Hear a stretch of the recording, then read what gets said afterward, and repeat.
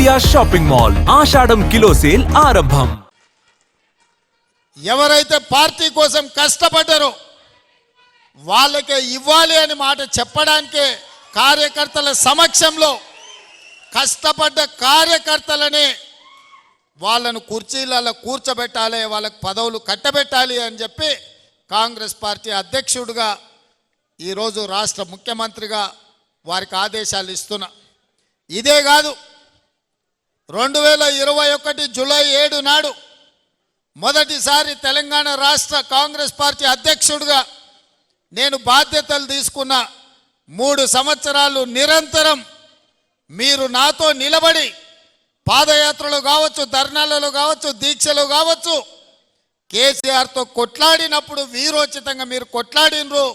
ఈ 3 సంవత్సరాలు మొన్న జూలై 7, 2024 నాడు 2 రోజుల క్రితం 3 సంవత్సరాల కాలాన్ని మనం పూర్తి చేసుకున్నాం. ఈ 3 ఏళ్ళు మీరు కష్టపడి కడుపులో పెట్టి చూసుకొని భుజాల మీద మోసిండ్రు కాబట్టే ఇవాళ పిసిసి అధ్యక్షుడి నుంచి తెలంగాణ రాష్ట్రానికి నేను ముఖ్యమంత్రి అయినా ఎప్పటికీ కార్యకర్తలను గుర్తుపెట్టుకుంటా. ఇవాళ నేను ఈ స్థాయికి ఎదగడానికి ఉపయోగపడ్డ ప్రతి కార్యకర్తకు నేను ఈ వేదిక మీద నుంచి కృతజ్ఞతలు తెలియజేస్తున్నా. ఈ పదవి నాయకుల వల్ల వచ్చింది కాదు, ఈ పదవి కార్యకర్తల వల్ల, మీ కష్టం వల్ల వచ్చిన పదవి.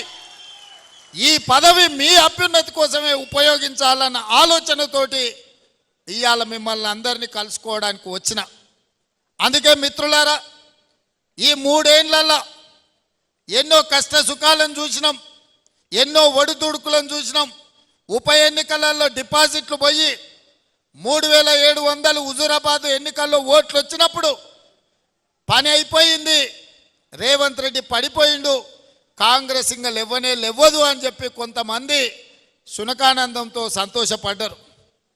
కానీ ధైర్యం కోల్పోకుండా 1.5% ఓట్ల నుంచి 40% ఓట్లకు కాంగ్రెస్ పార్టీ పెరిగి 64 సీట్లు గెలిచి ఇవాళ 65 సీట్లు ఉప ఎన్నికల్లో మనకు కంటోన్మెంట్ గెలవడం ద్వారా ఇవాళ 65 మంది ఎమ్మెల్యేలు, 8 మంది పార్లమెంట్ సభ్యులు ఇవాళ మనకు తెలంగాణ రాష్ట్రంలో కాంగ్రెస్ పార్టీ కార్యకర్తలు కష్టపడి గెలిపించారు.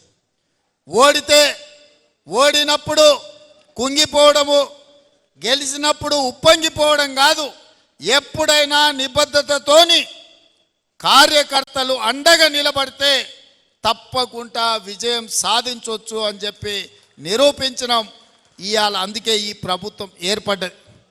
అందుకే మిత్రులారా, మీరందరినీ నిన్న మొన్న చూస్తున్నాం. కొంతమంది మాటలు బీఆర్ఎస్ వాళ్ళు అంటున్నారు, అయ్యో ఇంత అన్యాయం ఉంటుందా, మేమేం ఇంటలేదు ఈ ప్రభుత్వం అని.